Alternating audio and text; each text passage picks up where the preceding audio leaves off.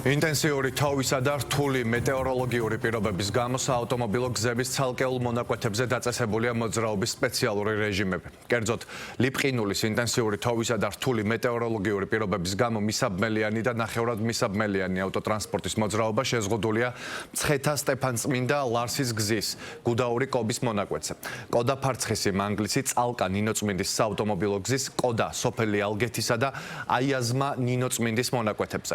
ნაქერალა უღელტეხილზე, საჩხერე რაჭის გზაზე, ფარცხისი თეთრი წყაროს საავტომობილო გზაზე, მარნეული თეთრი წყარო წალკის საავტომობილო გზაზე, ქუთაისი წყალტუბო ცაგერი ლენტეხი ლასტილის საავტომობილო გზის ოფიტარა მელეს მონაკვეთზე, ქუთაისი ალპანა მამისონის გზის ქორენიში შოვის მონაკვეთზე და ზუგდიდი ჯვარი მესტია ლასტილის საავტომობილო გზის ჯვარი უშგულის მონაკვეთზე.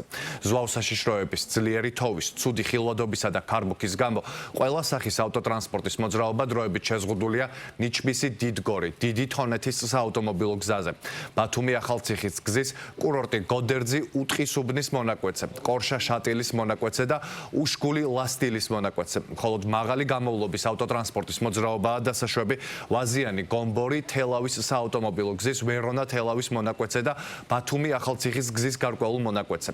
საავტომობილო გზების დანარჩენ მონაკვეთებზე ავტოტრანსპორტის მოძრაობა თავისუფალია. მთელი საქართველოს მასშტაბით ვაგრძელებთ გაწმენდით სამუშაოებს. ამ დროისთვის საერთაშორისო მნიშვნელობის გზებზე მოძრაობა თავისუფალია. ამასთან გვჭება შეზღუდვა მცხეთა-სტეფანწმინდა ლარსის გზის გუდაური ფოსტა კობის მონაკვეთზე. შეზღუდვა ეხება მისაბმელიან და ნახევრად მისაბმელიან ავტოტრანსპორტის გადაადგილებას. ასევე აღნიშნავ, რომ 24 საათის განმავლობაში გზებზე მობილიზებულია შესაბამისი თოვლწმენდი ტექნიკა და იყრება ტექნიკური მარილი. ძლიერი თოვისა და ლიპყინულის გამო შეზღუდვები გვჭება მაღალმთიან რეგიონებში მისაბმელიან და ნახევრად მისაბმელიან ავტოტრანსპორტზე.